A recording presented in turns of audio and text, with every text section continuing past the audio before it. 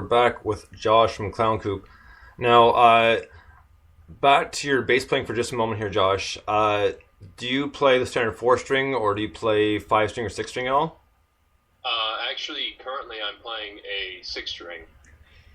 Awesome. I was asking because I just noticed the difference in sound, so it was just a question I want to ask about, because it's one of those things when I listen to music I get completely invested in it, everything all around. So I'm always curious to the different dynamics of how the songs are put together, and even just what instruments are used and in which way they want to do it. Yeah, I got into using 6 strings because of a certain player. He's not popular. He was actually a friend of my dad's, and he played in a group called Void Where Prohibited. They were a decently popular group back in the 90s in the Dayton, Cincinnati region here in Ohio. But he kind of changed my perspective on bass playing. I have all the old recordings of them, and I guess if I had to compare myself to someone, it would probably be him. But yeah, I got the 6-string because of him, and I wanted to be able to make this have the sound that he had, I guess. So, in a way, I'm, I guess trying to emulate his sound. But yeah, maybe that was a couple of years ago, But now that I have these the gear and stuff, I don't really try to do that anymore. He was just my guy, Right. Now, that being said, did you kind of grow up playing bass? I mean, meaning did you start at a young age, or did you just pick that up later on, or? I started to play guitar first. I started when I was 12. I got a guitar for my birthday, and my dad is he's a musician. He's a decent guitar player, but he's primarily a singer and piano player.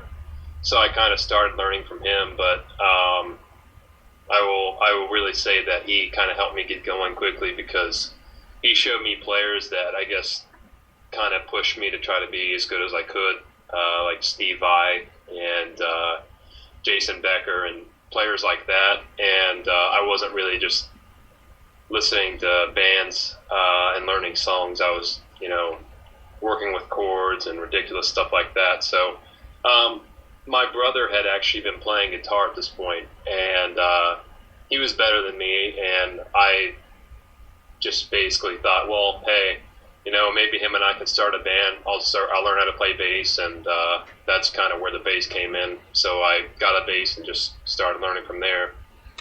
Now, did that make it a bit easier since you already played guitar? Was it a relatively easy to pick up for you? Yeah, it was, it's easier because, I've got the left-handed technique down a lot better than as if I were to just start. But I don't use a pick when I play bass, which I do when I play guitar. And, my dad basically told me that if you want to be a good bass player, you have to use your fingers. So I kind of kept that within myself, although I don't necessarily believe that. But I guess just learning the right-handed technique and developing speed with my fingers, and learning the slapping and stuff like that was probably the most difficult part. But once you get it down, it's almost second nature. So, well, I don't doubt that, because as easy as it may look or sound, I absolutely know that slapping is not a not easy technique to learn and nail down. So, with these songs, have you guys written any new ones lately? Are you guys planning on maybe making an EP or a short-length album? Yes, actually, we have a lot of material right now that we're kind of keeping under the weather. We've been performing them though, and we actually have a pretty big show coming up in December. It's a finals for Battle of the Bands locally, so we're looking forward to that. So if anyone comes to the show, they can hear our new stuff. But we are planning on recording an album here soon.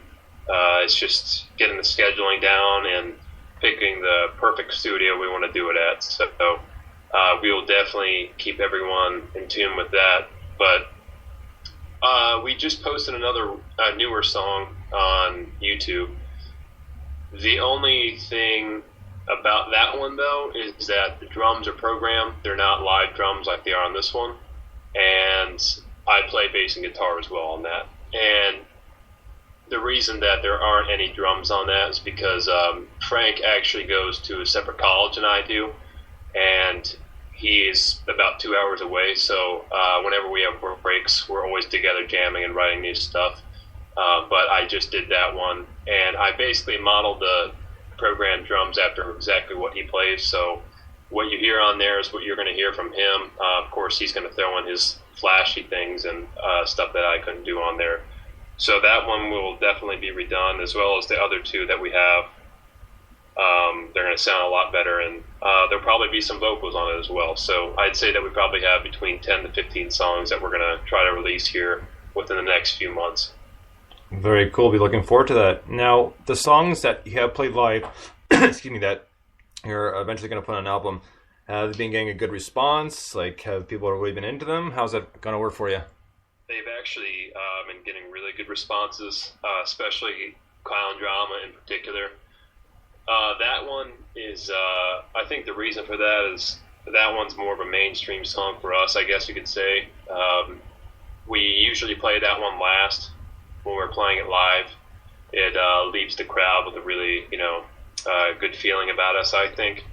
But, if someone follows us on Twitter, we will respond to them by just telling them thanks for the follow, and we'll send them a link for that song. And I haven't gotten one negative response about the song. I've gotten only positive feedback about it, which I think is a really good thing.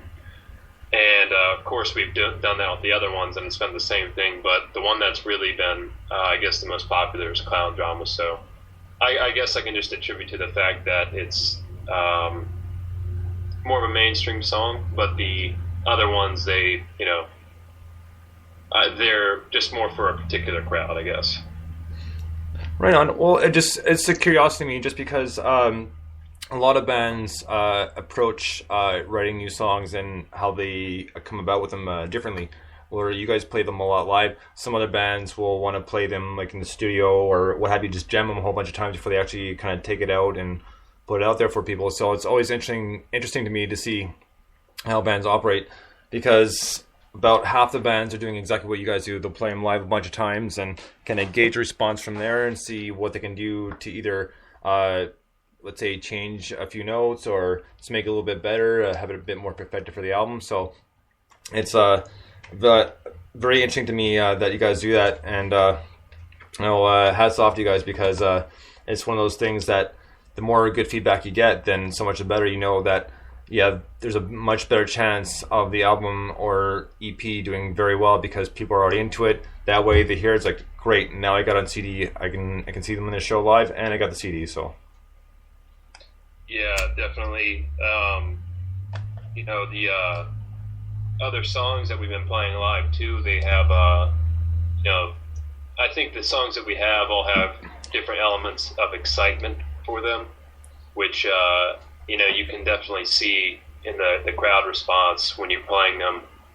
And that's what I really like about these particular songs that we've been running with lately. And that's why I think that they will do really well on the album that we're sending out, because we don't really necessarily we don't like singles, I guess. We want the whole thing to be,